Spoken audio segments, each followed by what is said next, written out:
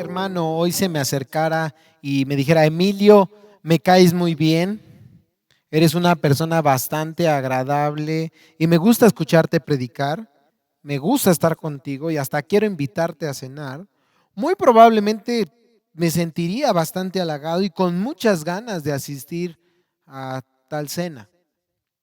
Pero si esa persona continuara diciendo: oye, Emilio, pero ¿sabes algo? Tengo solo una petición. Ve solo, no lleves a tu esposa. Es que la verdad, tú me caes bien, pero como que ella, nomás no. No me gusta cómo habla, no me gusta su manera de pensar, simplemente no me cae. No solo yo ya no estaría en la disposición de ir a esa cena, sino que a partir de ese momento tendría una disyuntiva seria con esa persona. ¿Por qué? Por la simple y sencilla razón de que en esta vida lo más importante para mí, tan solo después de Dios, es mi esposa. Y desde que Dios nos unió como una sola carne, debemos andar como tal. Pasa algo muy similar cuando se trata de Dios y su iglesia. Muchos dicen amar a Dios en gran manera y adorarle por sobre todas las cosas. Pero cuando se trata de tener una relación con su novia, que es la iglesia, desposada para unirse con Él por la eternidad, ya no manifiestan la misma clase de amor. Todo lo contrario, lo que se respira es un aire de egoísmo e indiferencia hacia el cuerpo de Cristo.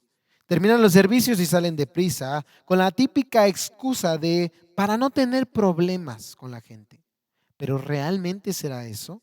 ¿O será que se aman a ellos y no aman a su prójimo y al hermano por el que Cristo estuvo dispuesto a entregar su vida? Sería bueno recordarles a aquellos que tienen tal actitud las palabras de San Juan. Si alguno dice yo amo a Dios y aborrece a su hermano, es mentiroso. Pues el que no ama a su hermano a quien ha visto, ¿cómo puede amar a Dios a quien no ha visto? En cambio, amados hermanos, Dios tiene un amor especial por su pueblo. A Él le preocupa su salud espiritual y su edificación constante, y eso lo podemos ver a lo largo de todas las escrituras. Pero hoy, particularmente, me gustaría meditar con ustedes en la carta del apóstol Pablo a Tito, capítulo 3, versículos 9 al 11, donde veremos, como se titula esta predicación, que a Dios le importa su iglesia y su evangelio. Y Él nos invita a formar parte de este amoroso sentir de Dios por su iglesia, procurando su edificación. Lee conmigo lo que dice Tito capítulo 3, versos 9 al 11. Pero evita controversias necias, genealogías, contiendas y discusiones acerca de la ley, porque son sin provecho y sin valor. Al hombre que cause divisiones después de la primera y segunda amonestación, recházalo, sabiendo que el tal es perverso y está pecando, habiéndose condenado a sí mismo. En este pasaje el apóstol Pablo ordenó a Tito buscar el bien de las iglesias en Creta al hacer dos cosas: evitando la falsa enseñanza y rechazando a los falsos hermanos. En este pasaje nosotros aprenderemos dos maneras en las que Dios nos llama a buscar la edificación de la iglesia. Número uno, evitando la falsa enseñanza, y número dos, aplicando la disciplina en la iglesia. Repito, número uno, primera manera en la que Dios nos llama a buscar la edificación de la iglesia, evitando la falsa enseñanza. Segunda manera, aplicando la disciplina en la iglesia. Así que vamos inmediatamente al primer punto, evitando la falsa enseñanza. ¿Por qué digo esto? Por lo que dice el versículo 9. Pero evita controversias necias, genealogías, contiendas y discusiones acerca de la ley, porque son sin provecho y sin valor. Hasta aquí, hermanos, el apóstol Pablo ha recordado a Tito en qué consiste su tarea. Dice la primera parte del versículo 8 de este capítulo 3. Palabra fiel es esta, y en estas cosas quiero que insistas con firmeza, para que los que creen en Dios procuren ocuparse en buenas obras. Tito tenía que insistir con firmeza en el evangelio y la vida práctica a la que este mensaje debería llevar a todos los que creen en él, ocupándose en buenas obras. Esto debe ser así, ya que estas cosas, dice Pablo, son buenas y útiles a los hombres. Una vida de piedad, de buenas obras, que refleja el amor de Dios a través del Evangelio, producirá un fruto de justicia agradable a Dios y de bien para todos aquellos que rodean la vida de aquel que lleva a cabo tal manera, tal forma de vivir. Pero ahora Pablo quiere mostrarle a Tito un contraste entre aquella vida sana y útil y la vida que trae como resultado la falsa enseñanza, con el propósito de que Tito pueda evitarlo a toda costa. Él dice, versículo 9, pero evita.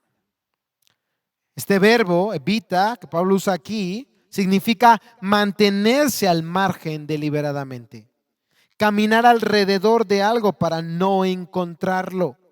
Este texto comienza a enseñarnos desde ya.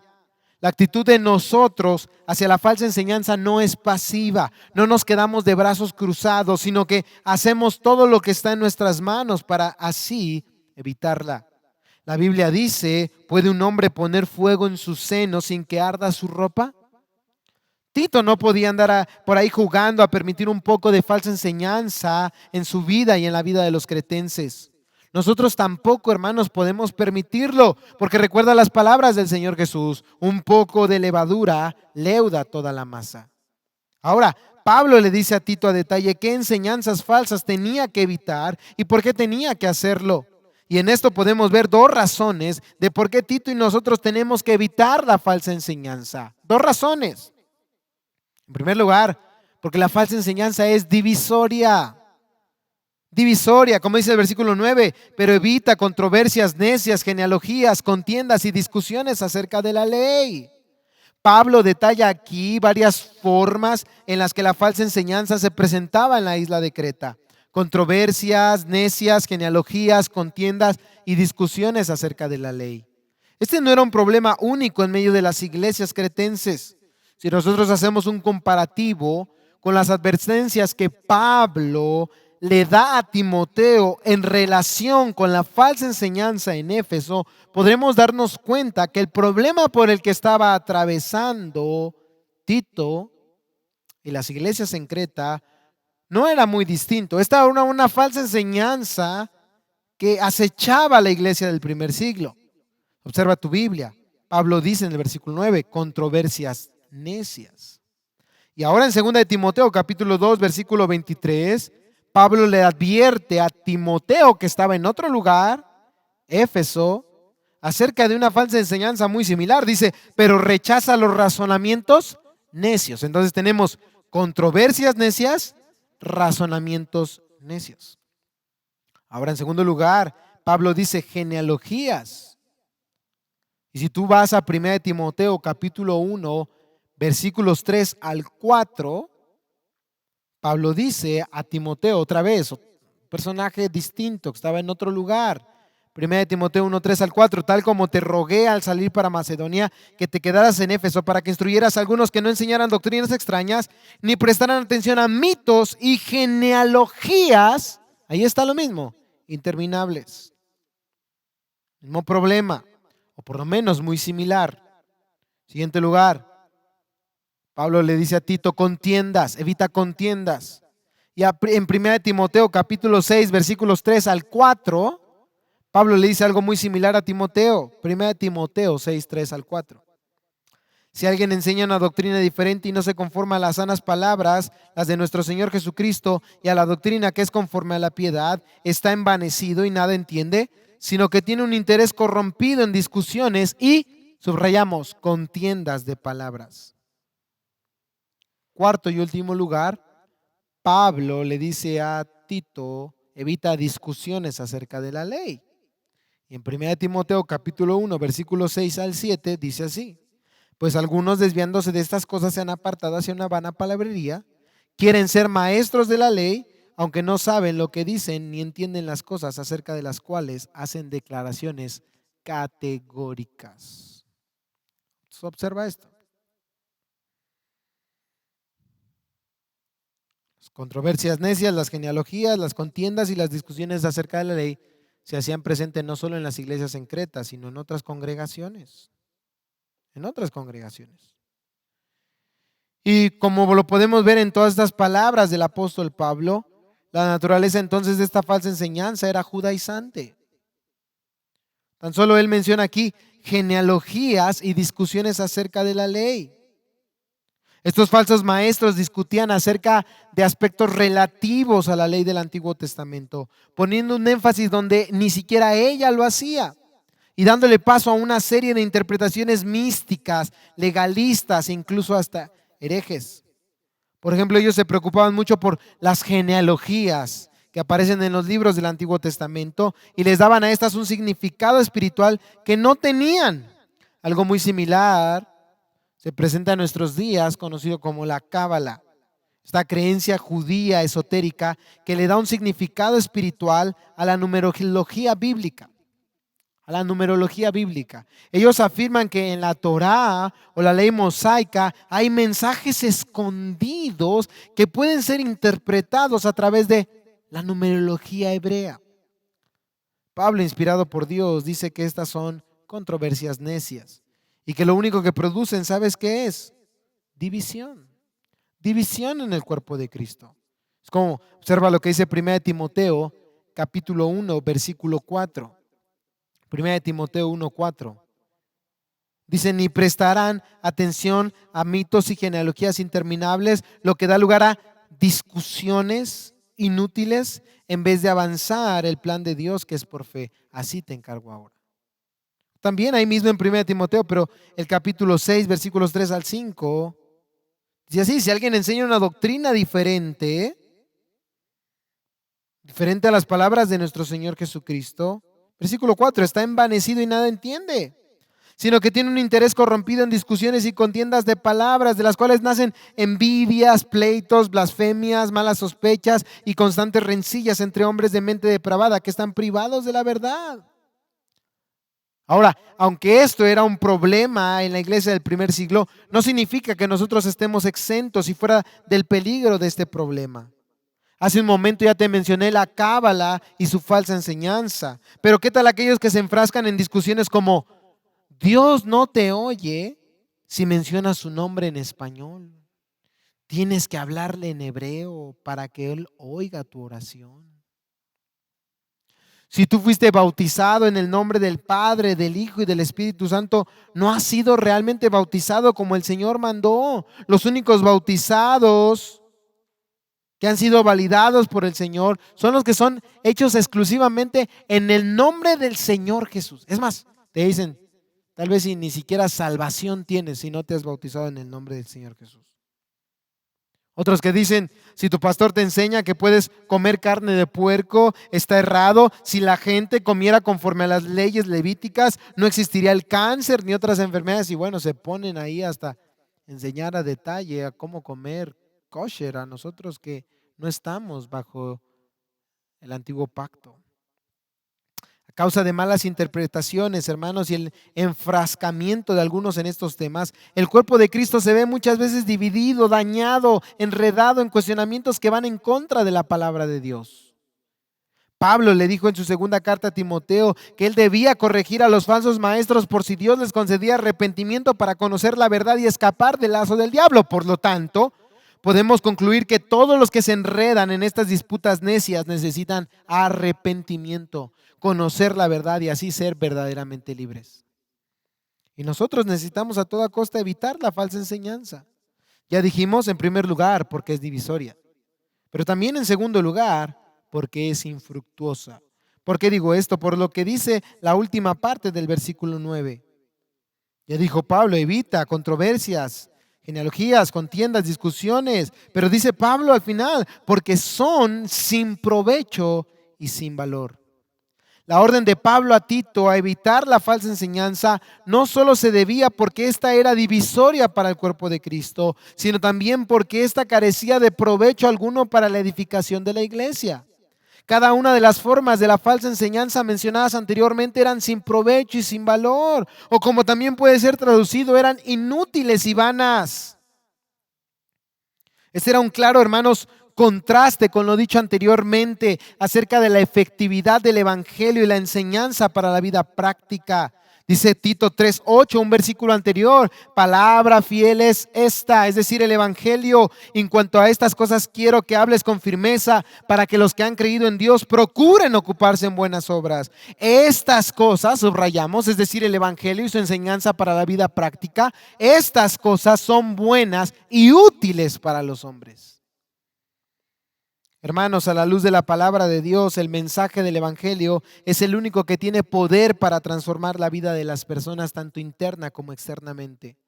Cuando nos desviamos como iglesia de este mensaje, tanto nuestra vida como nuestras palabras carecerán de poder alguno para producir un verdadero fruto de salvación en la vida de nosotros y en la vida de aquellos que nos rodean. Por muy mística, espiritual o rimbombante que pueda sonar una enseñanza, si está separada del evangelio y de la palabra de Dios, esta es, dice Pablo, inspirado por Dios, sin valor, vana, infructuosa. Puede hacerte llorar, puede hacerte reír, puede hacerte sentir bonito, pero es incapaz de producir en ti un corazón y una vida pura a los ojos de Dios. Hace un momento leíamos las advertencias de Pablo a Timoteo y observa cómo lo advierte ahí en 1 Timoteo 1:6 acerca de la falsa enseñanza. 1 Timoteo 1:6 dice, pero algunos desviándose de estas cosas se han apartado hacia una vana palabrería. Ahora, observa la diferencia de la sana doctrina y su resultado en la vida de las personas. Dice 1 Timoteo 1:5, un versículo anterior. La falsa enseñanza es vana, pero la sana doctrina dice, el propósito de nuestra instrucción es el amor nacido de un corazón puro, de una buena conciencia y de una fe sincera. Ahí está el resultado. Resultado que únicamente puede producir la palabra de Dios en la vida de una persona. Aquí, hermanos, entonces la importancia de congregarse en una iglesia donde se predique la pura, única y suficiente palabra de Dios. La importancia de valorar la sana doctrina y a quienes nos conducen en ella. La necesidad, hermanos, de evitar a toda costa la falsa enseñanza. Porque si queremos vivir una vida agradable a Dios junto con nuestras futuras generaciones, no podemos hacerlo en base al error, sino en base a la verdad. ¿Y dónde está esa verdad? Únicamente aquí, hermanos, en la palabra de Dios. Solo esta palabra es la que edifica, la que salva, la que purifica, la que transforma, la que da vida. Pero a pesar de todas las advertencias en contra de la falsa enseñanza por parte de los apóstoles, hermanos, habría y habrá algunos que persisten en abrazarla. Y no solo la van a abrazar, sino que van a tratar de esparcirla en medio del cuerpo de Cristo. La pregunta es, ¿cuál es la manera en que debemos actuar ante tales personas si deseamos la edificación de la iglesia? No es, como piensan algunos, actuando con indiferencia. Dicen, dejando todo en las manos de Dios, excusando así su indiferencia, cuando en realidad dejar todo en las manos de Dios significa hacer su voluntad. Y Él en su voluntad nos llama a actuar ante tales personas. Porque entendemos, recuérdalo, que a Dios le importa su iglesia. Y que por lo tanto nosotros debemos buscar la edificación del cuerpo de Cristo. Porque si a Dios le importa su iglesia, a nosotros también nos debería de importar. Debemos ser intencionales. Como lo vimos ya en el primer punto, evitando la falsa enseñanza, porque es divisoria, porque es infructuosa. Pero también en segundo y último punto, debemos buscar la edificación de la iglesia aplicando la disciplina en la iglesia. Aplicando disciplina en la iglesia. ¿Por qué digo eso? Vuelve a nuestro pasaje, Tito capítulo 3. Y observa lo que dice en versículos 10 y 11. Al hombre que cause divisiones después de la primera y segunda amonestación, recházalo, sabiendo que el tal es perverso y está pecando, habiéndose condenado a sí mismo. La falsa enseñanza, hermanos, no llega por sí sola. No es un mensaje que se filtra a través de las paredes o el edificio de la iglesia. Aunque su naturaleza es demoníaca, siempre se hace presente en vidas de seres humanos que prestan sus oídos, su corazón y su voluntad incluso para ser embajadores de este mal. Pablo, hermanos, ha descrito un versículo anterior las enseñanzas falsas que permeaban Creta y las ha tachado de divisorias, de infructuosas. Le ha dicho a Tito, evítalas. Pero ahora pasa a hablar de los sujetos que habían cedido ante tales enseñanzas y que eran difusores de ellas. Y él dice, recházalos. Esto es lo que se conoce como disciplina eclesiástica. La disciplina que el Señor Jesús mismo instituyó para guardar a su iglesia de la impiedad y de la comunión con las tinieblas. La pregunta es, ¿esto sigue vigente para nuestros días? Por supuesto que sí. Y este versículo nos enseña dos maneras en que debemos aplicar la disciplina en la iglesia. En primer lugar, con paciencia. ¿Por qué digo esto? Por lo que dice el versículo 10. Al hombre que cause divisiones después de la primera y segunda amonestación, recházalo. Hermanos, Pablo ya ha denunciado a aquellos que enseñaban el error en Creta. ¿Recuerdas cómo les describe en el capítulo 1? Ahí ve, Tito capítulo 1. Y observa detalladamente cómo describe a estos hombres. Según el versículo 10, ellos eran rebeldes, habladores vanos y engañadores. Tito 1:10. Ahora versículo 11, ellos estaban trastornando familias enteras, enseñando por ganancias deshonestas cosas que no deben.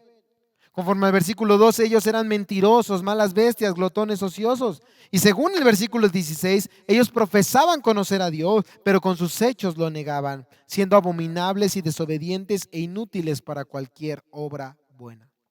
Y ahora puedes sumar que conforme al capítulo 3, versículo 10, donde estamos estudiando, ellos eran personas que causaban divisiones. Es el término griego heretikos. ¿A qué te suena? Heretikos.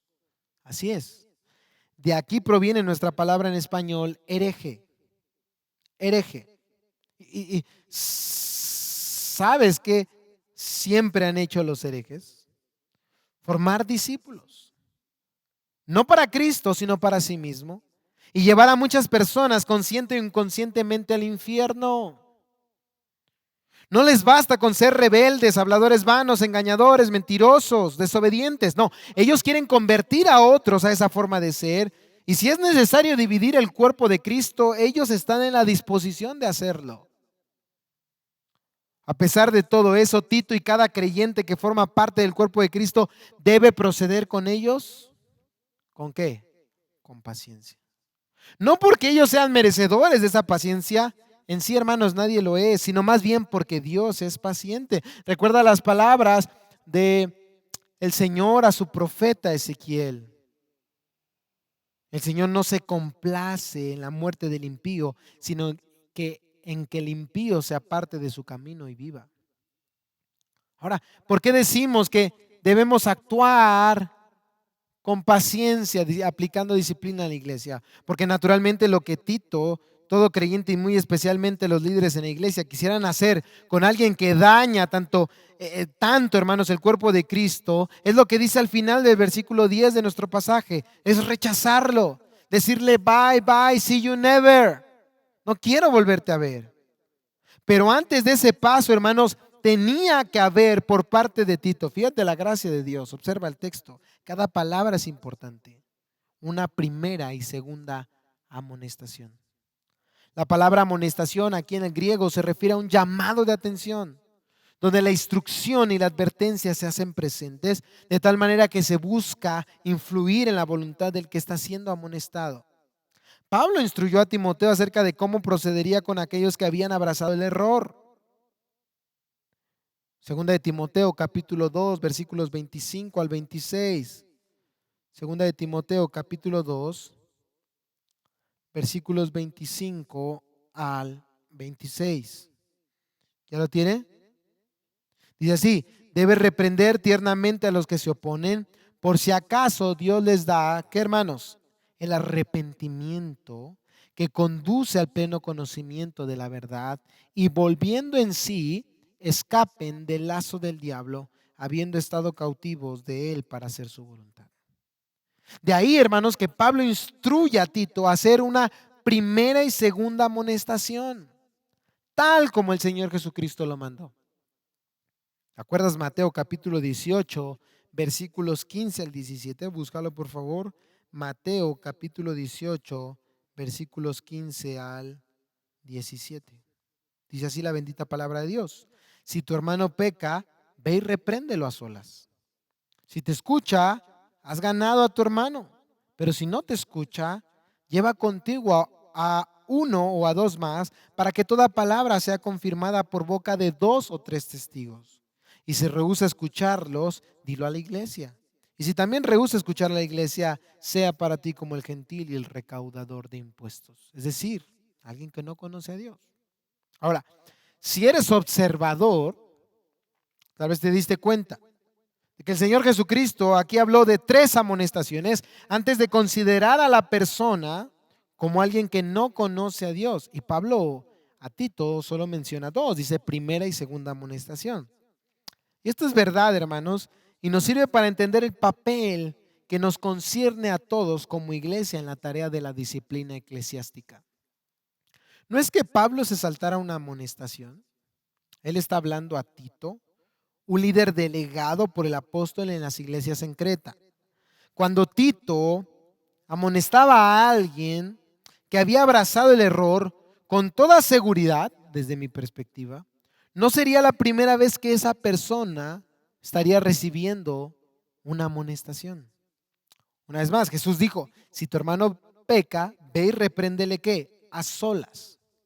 Los primeros en darse cuenta del hombre que estaba causando divisiones no sería Tito ni los líderes en Creta, serían los hermanos, los miembros de la iglesia. ¿Cuál era su deber? Esto, ve y repréndelo a solas.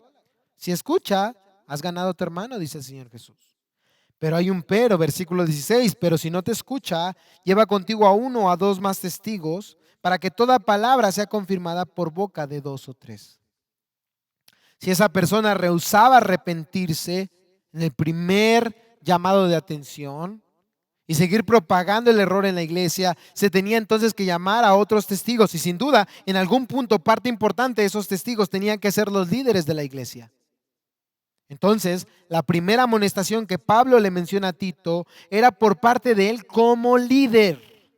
Pero antes, con toda seguridad, repito desde mi perspectiva, ya había por lo menos una amonestación más. Cumpliendo así lo que decía, lo que ordena, lo que instituyó el Señor Jesucristo. Hermanos, los primeros en darse cuenta que alguien está pecando, ya sea el buscar división en la iglesia o cualquier otro pecado, son ustedes. ¿Cuál es su deber? Algunos optan por generar chisme, ser parte de las calumnias, incluso unirse a la división, hacerse de la vista gorda. Pero la realidad, hermanos, es que estamos llamados a confrontar el pecado, amonestando una primera vez a solas, amonestando una segunda vez con dos o tres testigos, y muy probablemente en ese paso con la ayuda de los pastores o líderes de la iglesia. Y entonces, si esa persona sigue rehusando arrepentirse, amonestarlo una tercera vez con toda la iglesia. Y aún así, puede que la persona rehúse a volverse de su mal camino. Si la persona rehúsa volverse de su mal camino, debemos aplicar el último paso de la disciplina. Dice el versículo 17 en su segunda parte, y si también rehúsa escuchar la iglesia, sea para ti como el gentil y el recaudador de impuestos. O como Pablo dice a Tito, al hombre que cause divisiones, después de la primera y segunda amonestación, recházalo.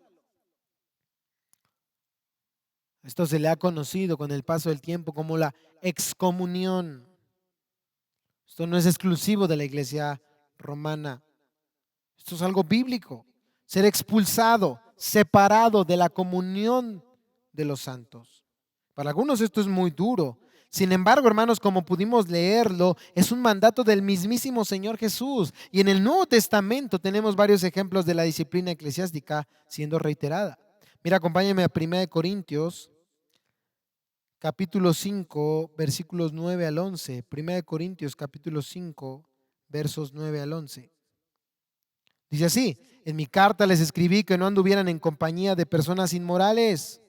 No me refería a la gente inmoral de este mundo, a los codiciosos y estafadores o a los idólatras, porque entonces tendrían ustedes que salirse del mundo. Sino que en efecto les escribí que no anduvieran en compañía de ninguno que, llamándose hermano, ¿escuchas eso? Llamándose hermano, Es una persona inmoral o avaro o idólatra o difamador o borracho o estafador, con esa persona ni siquiera coman. Y te acuerdas el llamado de Pablo a Timoteo en su primera carta, capítulo 5, versículo 20, primera de Timoteo 5:20. A los que continúan en pecado, repréndelos en presencia de todos, para que los demás tengan temor de pecar. Como podemos darnos cuenta, hermanos, la disciplina en la iglesia es tan importante como la enseñanza fiel de las Escrituras. De nada nos sirve predicar fielmente si no obedecemos fielmente lo que Dios ordena en su palabra. Hoy lo estamos viendo particularmente en cuanto a este tema. No todos los presentes son pastores, pero hermanos, todos tenemos, o muy probablemente en el futuro tendremos una familia.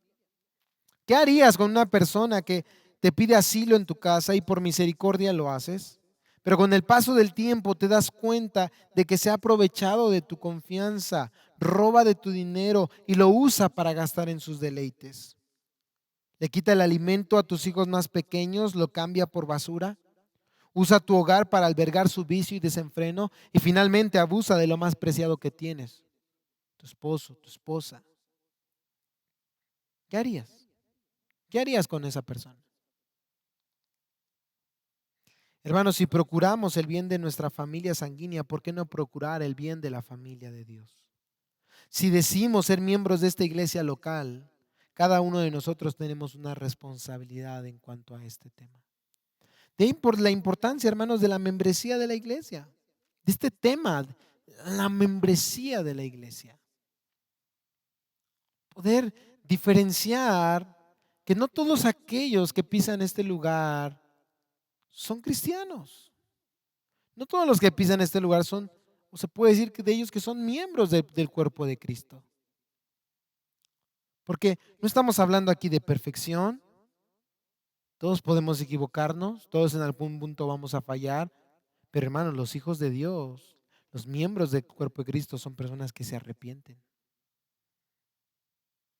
Pero hermanos, muchas veces hemos pecado como iglesia. ¿Por qué? En ese sentido no le damos a este tema la importancia que la Biblia le da. A todos les llamamos hermanos, hermanas, por el simple hecho de pisar este lugar. No es cierto, hermanos. Eso es engañarnos a nosotros mismos y engañar a esas personas. Porque el hecho de que estén aquí en este lugar no significa que estemos aquí, que ya somos cristianos por estar aquí. Necesitamos dar frutos de un verdadero arrepentimiento. Entonces, como iglesia necesitamos comenzar a diferenciar quiénes son miembros del cuerpo de Cristo. No digo quiénes no. Allá hay ellos, ¿no? Allá hay Dios. Pero por lo menos decir, bueno, estas personas han dado testimonio de haber creído en el Evangelio y dan testimonio público de su fe. Podemos nosotros decir como iglesia que ellos son parte de nuestra iglesia local. A ellos podemos bautizarlos si no se han bautizado. Ellos pueden participar de la Santa Cena. Y aún más por el bien de aquellos que ni siquiera van a formar parte de la membresía, porque pensemos en el ejemplo de la Santa Cena. ¿Qué pasa con aquellos que toman la cena del Señor indignamente? ¿Qué es lo que van a recibir por parte de Dios? Solamente juicio sobre sus cabezas. Entonces, hermanos, ¿cómo vamos a dar Santa Cena a alguien que no es miembro del cuerpo de Cristo? ¿Sí me entienden? No significa que para ser cristiano necesitas ser miembro de una iglesia local. Ah, es que recibes salvación si tú te haces miembro de una iglesia. No, la salvación es por gracia mediante la fe. Pero alguien que se ha sido salvado por gracia mediante la fe va a buscar ser parte del cuerpo de Cristo. Otra vez, el amor a Dios está empatado con el amor a su pueblo, a su iglesia. ¿Cómo podemos saber esto? Pues entrevistándoles, hermanos, a ustedes, preguntándoles qué es el Evangelio, cuándo fueron salvados por el Señor, de qué manera, preguntarles acerca de su matrimonio, a su esposa acerca de usted como esposo, a su esposo acerca de usted como esposa. Si están dando testimonio de ser verdaderos hijos de Dios, verdaderos cristianos, perfección nadie, hermanos, pero arrepentimiento y fe en Jesús, aquellos que han creído en el Señor para salvación. Entonces, analicemos esto. Tan solo, yo le voy a decir una cosa, no puede existir disciplina eclesiástica.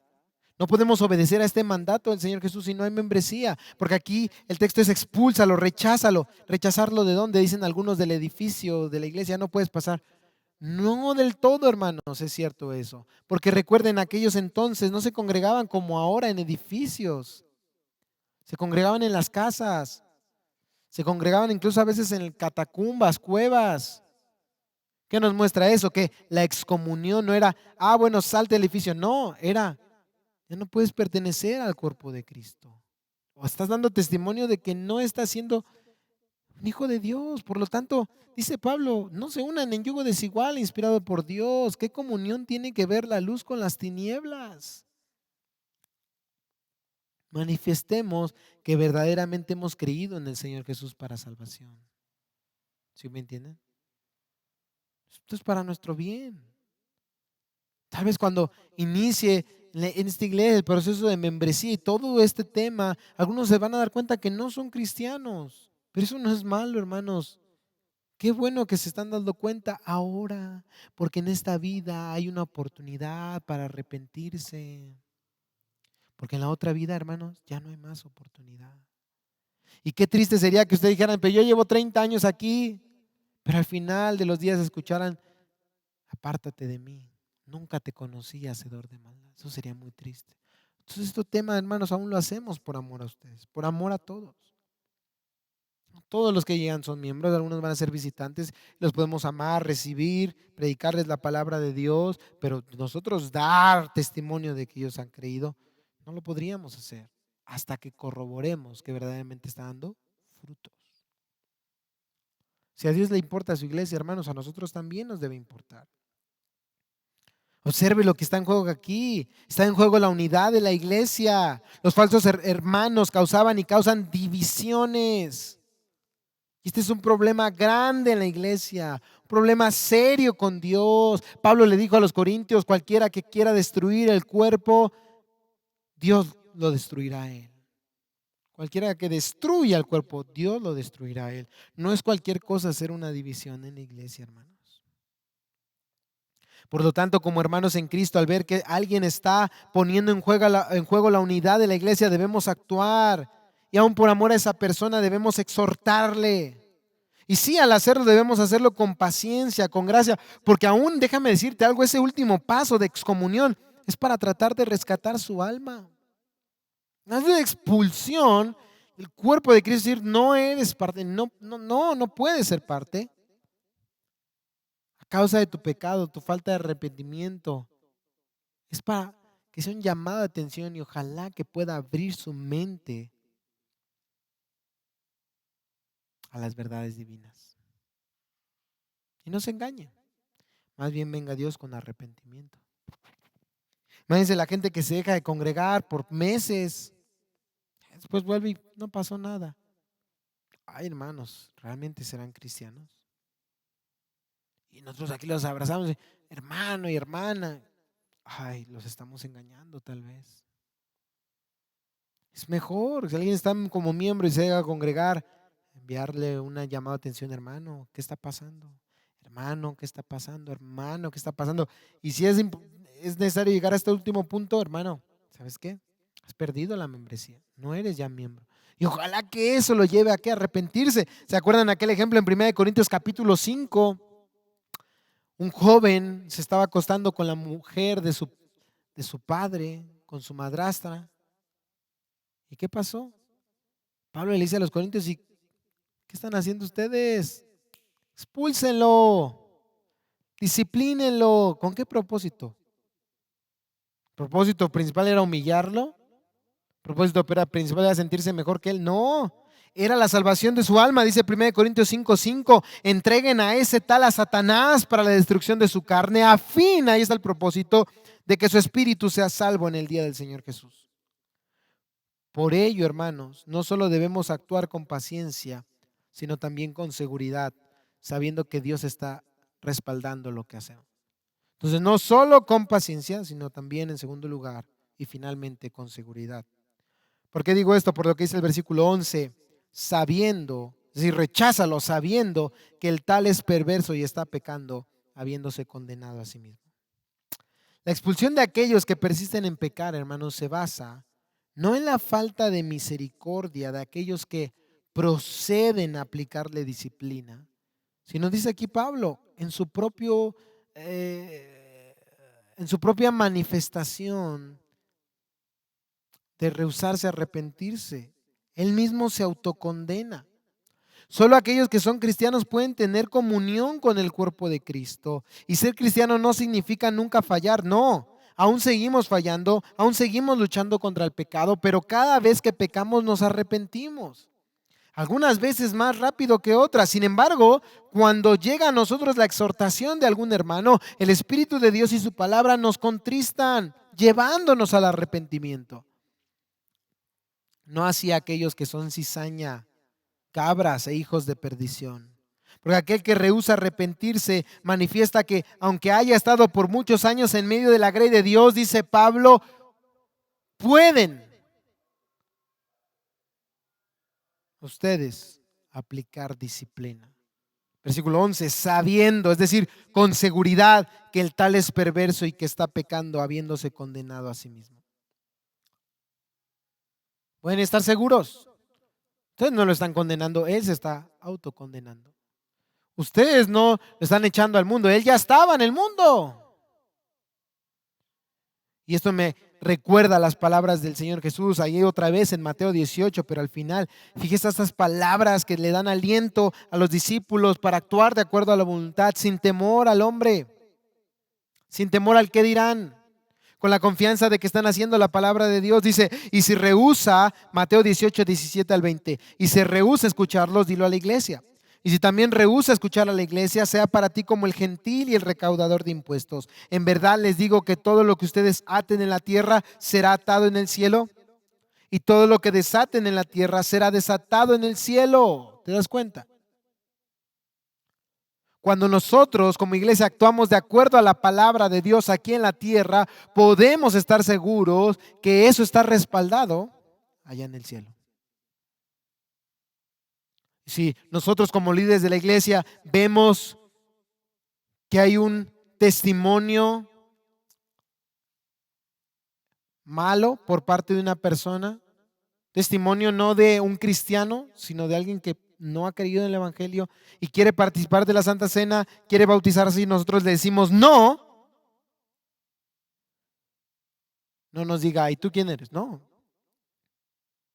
porque el texto dice, todo lo que ustedes aten en la tierra será atado en el cielo. Podemos tener la seguridad de que estamos actuando de acuerdo a la palabra de Dios, que tenemos el respaldo divino. Y podemos decirlo también al revés. Dice el texto, todo lo que desaten en la tierra será desatado en el cielo. Porque cuando nosotros damos la Santa Cena, cuando nosotros bautizamos a alguien, es porque estamos viendo que públicamente manifiesta ser un hijo de Dios. Una vez más, de ahí la importancia de la membresía. Solo dice Jesús, ve y dilo a la iglesia. ¿Quién es la iglesia? ¿Todos los que asisten realmente son parte de la iglesia? Nos estaríamos autoengañando si dijéramos eso. Necesitamos diferenciar quiénes son miembros de esta iglesia, quiénes son visitantes. ¿Puede que haya visitantes cristianos? Sí. ¿Va a haber gente que no sea parte de la membresía que sea cristiano? Sin duda. Pero aquellos que digan ser parte de esta iglesia, miembro local, necesitamos sujetarnos al orden que Dios ha establecido en su palabra. Dice el versículo 20, porque donde están dos o tres reunidos en mi nombre, ahí estoy yo en medio de ellos. Cuando dos o tres, dice el Señor, actúan de acuerdo a mi palabra, se ponen de acuerdo y hacen las cosas de acuerdo a mi voluntad, pueden estar seguros de que yo estoy con ustedes, de que están actuando de acuerdo a mi voluntad, de que yo respaldo lo que hacen. No sé a ti, hermano, pero a mí por lo menos eso me da mucho aliento y fortaleza. Cobra ánimo en mi corazón, cobra valor. Actuar no con temor al que dirán, actuar no con el temor al hombre. No, hermanos. No, no, no, no. Porque a muchos no les parece este tema de la membresía, este tema de la disciplina, Hermanos, con todo respeto, no nos interesa. A nosotros nos interesa solamente una cosa, y es hacer la voluntad de Dios. Porque finalmente sabemos que va a ser lo que va a resultar en el bien de toda la iglesia. Ese es el propósito, hermanos. La gloria de Dios, la edificación de la iglesia. Pregúntese un momento, ¿cómo podremos ganarnos al mundo si entre nosotros estamos divididos y no nos ponemos de acuerdo? ¿Cómo podremos manifestar al mundo el amor de Dios y a su palabra si toleramos la falsa enseñanza y el pecado en medio de nosotros? ¿Cómo podremos decir que amamos a Dios si no buscamos el bien de su iglesia y la preservación de la pureza del evangelio? Hermanos, a Dios le importa su iglesia. La pregunta de hoy es, ¿a ti? A Dios le importa su iglesia. La pregunta de hoy ¿es para ti importante? Que Dios nos ayude, hermanos. Padre bendito, en esta hora te alabo y te bendigo, Señor.